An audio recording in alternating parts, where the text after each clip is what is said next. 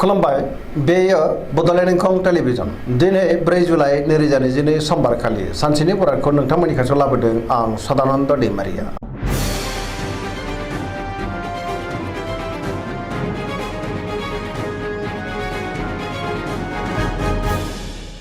सिगां फरायनो लादों मेष राशि गिबि हांखो अ ल दिनैनि साना मोजां आरो गाज्रिनि गेजेरजों बाबेनलांगोन। गोजोननि आंखाल जानोबो हागौ। गोसोआव जिंगाया बांगोन। गुबुननि थाखाय नाङा फाङा जेंनायाव गोग्लैनांनोबो हागौ। सांग्रां जानांगोन। गोसोखौ दिनै जोबोर गुलुं गुजुं मोनगोन। मावनो लानाय खामानिखौ मावफुंनो गोब्राब जागोन। माबा नङा माबा मोनसे हेंथा नुजानोबो हागौ। देहाया मोजाङै थागोन। अब्लाबो नाथाय जानाय लोंनायाव सांग्रां जानाया गाहाम। रांखावरियाव मोजां नाथाय अब्लाबो खरसायाबो बांगोन। बेफार फालांगियाव मोजां होनजायो। समाजावबो मान मोननो हागोन। न'खराव दिनै अनलायनाय फैगोन। बहाबा बेरायहैनो एबा दावबायनो खाबुबो मोननो हागौ। फरायसाफ्रा दिनै फरायनायाव गोसो दुंखांगोन आरो मोजां फिथाइ मोनगोन।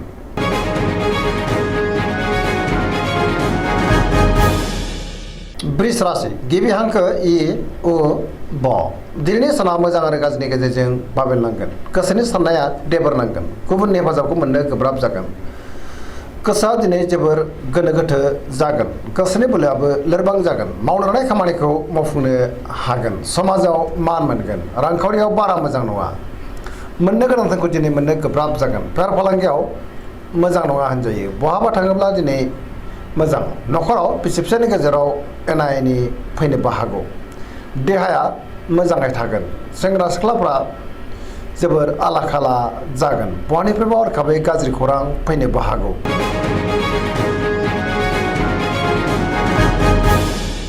मिथुन राशि गिबि हांखो क स दिनैनि साना जोबोर मोजां। पजिटिभ एनार्जिनि गोहोम गोग्लैगोन। गोसोखौ दिनै जोबोर गोजोननाय मोनगोन। मावनो लानाय खामानिखौ थि समावनो आरो गोरलैयैनो मावफुंनोबो हागोन। देहाया मोजाङै थागोन। रांखावरियाव जोबोर मोजां। बेफार फालांगियावबो दिनै जोबोर मोजां मुलाम्फा मोननो हागोन। गाहाम आरो गोग्गो थासारिखौ मोननो हागोन। न'खराव बिसि फिसायनि गेजेराव अनलायनाय फैगोन। समाजावबो दिनै मान मोनगोन। गुबुननि हेफाजाबखौ मोननो हागोन। बहाबा थाङोब्ला दिनै जोबोर मोजां आरो मोजाङैनो हान्थिनोबो हागोन। गोसोनि बोलोआ बांगोन। गियाननि आंखाल जानाय नङा। लाइमोनफोरनि गोसोआ दिनै जोबोर रमान्टिक जागोन आरो गावबा गावनि गोसोनि साननायखौ फोरमायलायनोबो हागोन। फरायसाफ्रा फरायनायाव गोसो दुंखांगोन आरो मोजां फिथाइ मोनगोन। पजिटिभ एनार्जिनि गोहोमबो गोग्लैगोन।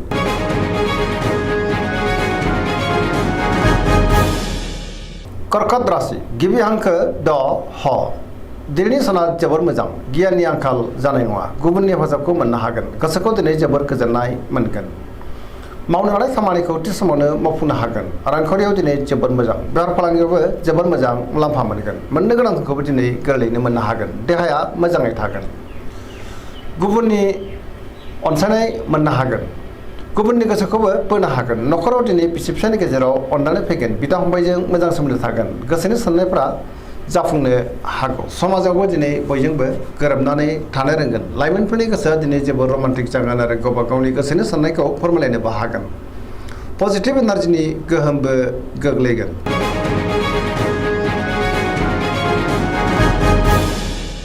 सिंह राशि गिबि हांखो म ट दिनैनि साना जोबोर मोजां। समाजाव लोगो लेवा बांगोन। बयजोंबो अनजागोन आरो मोजां मोनजागोन। गोसोखौ दिनै जोबोर गोजोननायबो मोनगोन। सोरबा गोजाम लोगोजों बहाबा लोगो मोनज्लायनो हागौ। मावनो लानाय खामानिखौ थि समावनो आरो गोरलैयैनो मावफुंनोबो हागोन। गोसोआबो दिनै जोबोर रमान्टिक जागोन। रांखावरियाव जोबोर मोजां। गोबां धोन आरजिनो हागोन।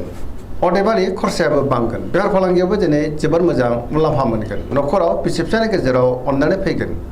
गोसोनि बोलोआ बांगोन। समाजाव बयजोंबो अनसायजागोन। गुबुननि गोसोखौ गोरलैयैनो बोनो हागोन आरो बयजोंबो अनजासोगारगोन। फरायसाफ्रा दिनै फरायनायाव मोजां फिथाइ मोनगोन।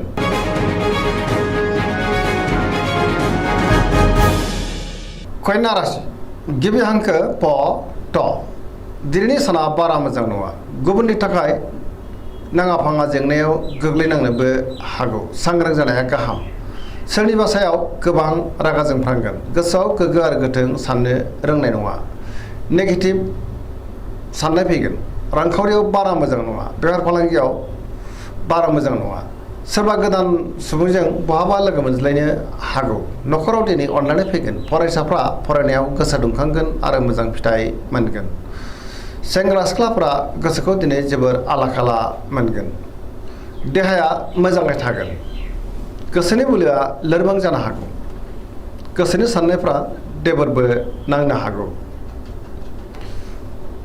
जोबोर उसुखुथुबो मोनगोन नेगेटिभ एनार्जिनि गोहोमबो गोग्लैनो हागौ सांग्रां जानाया गाहाम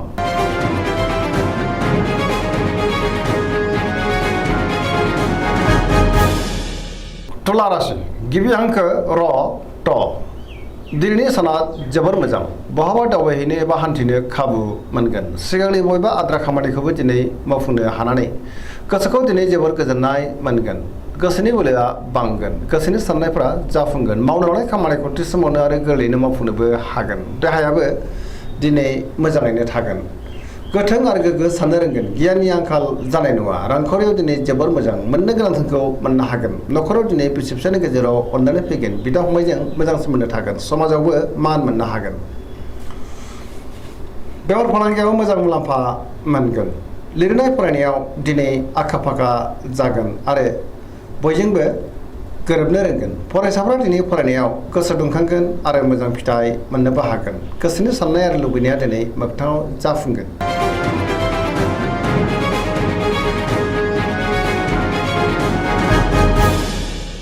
वृश्चिक राशि गिबि हांखो न स दिनैनि साना जोबोर मोजां गोसोनि बोलोआ बांगोन न'खराव दिनै गोजोनै थानो हागोन लोगोफोरनि हेफाजाबखौबो मोनगोन सोरबा लोगोजों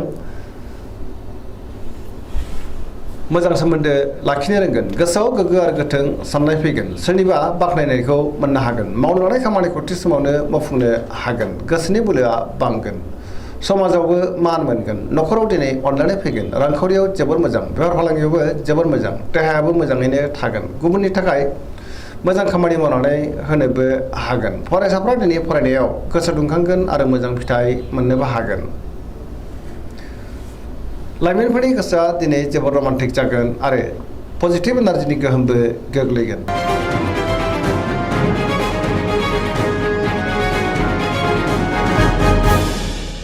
धनु राशि गिबि हांखो ध फ भ दिनैनि साना बारा मोजां नङा गोजोननि आंखाल फैनो हागौ गुबुननि हेफाजाबखौ मोननो गोब्राब जागोन गोसोआव नेगेटिभ साननाय फैगोन नेगेटिभ एनार्जिनि गोहोमबो गोग्लैनो हागौ गोथों आरो गोग्गो साननो रोंनाय नङा गियाननि आंखाल जागोन सोरजोंबा रायखोमा जानोबो हागौ धोरोमारि बिथिङाव गोसो दुंखांगोन मावनो लानाय खामानिखौ मावफुंनो हागोन रांखावरियाव मोजां नाथाय अब्लाबो खरसायाबो बांगोन बेफार फालांगियाव मोजां होनजायो देहाया दिनै मोजाङैनो थागोन जानाय लोंनायाव अब्लाबो सांग्रां जानांगोन न'खराव अननानै फैगोन बिमा बिफानि अननाय आरो बोरखौ मोननो हागोन गुबुना खहा खालामनो नाजागोन सांग्रां जानाया गाहाम लाइमोनफोरनि गोसोआ दिनै जोबोर आला खाला जागोन फरायसाफ्रा फरायनायाव गोसो दुंखांगोन आरो मोजां फिथाइ मोननोबो हागोन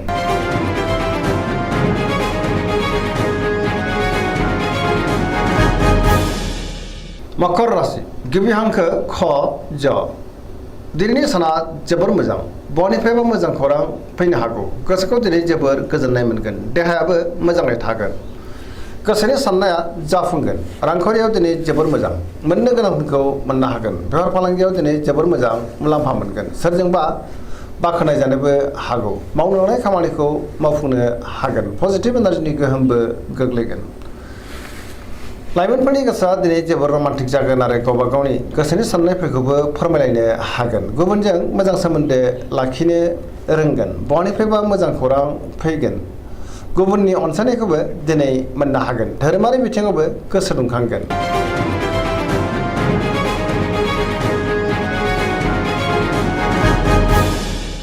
कुम्भ राशि गिबि हांखो ग स दिनैनि साना बारा मोजां नङा गोसोनि बोलोआ लोरबां जागोन सोरबाया थगायनो नाजागोन गोसोखौ दिनै जोबोर गुलाय गुजाय मोनगोन मावनो लानाय खामानिखौ थि समावनो आरो गोरलैयैनो मावफुंनोबो हागोन समाजाव मान मोनगोन बयनिफ्रायबो हरखाबै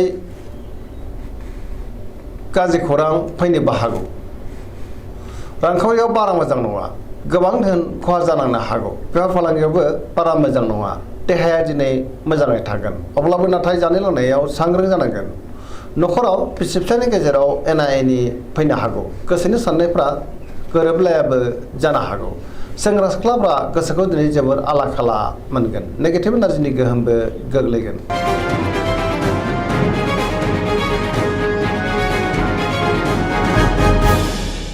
मीन राशि गिबि हांखो ड स। दिनैनि साना जोबोर मोजां। गोबां मोजां खाबु फैनोबो हागौ। माबा मोनसे मोजां खौरां मोननोबो हागौ। गोसोखौ दिनै जोबोर गोजोननाय मोनगोन। गोसोनि बोलोआबो बांगोन। देहाया दिनै मोजाङै थागोन। रांखावरियाव जोबोर मोजां। बेफार फालांगियावबो जोबोर मोजां मुलाम्फा मोनगोन। न'खराव दिनै अनलायनाय फैगोन। जेरावबो सांग्रां जानो रोंगोन। गोसोआ दिनै जोबोर रमान्टिक जागोन आरो लाइमोनफोरा गावबा गावनि गोसोनि साननायखौ फोरमायलायनोबो हागोन। गोसोनि साननायफ्रा मोगथाङाव जाफुंगोन। पजिटिभ एनार्जिनि गोहोमबो गोग्लैगोन। दिनैनि राशि फरायनाया एसेनोसै। जोबनायाव बेखौनो खावलायो जाहाथे नोंथांमोना सानफ्रामबो जोंनि बे बड'लेण्ड इंखं टेलिभिजनखौ नायबाय थायो आरो साबस्क्राइब खालामो, लोगोसे लाइक खालामो आरो शेयार खालामो। एसेनोसै, गोजोन्थों।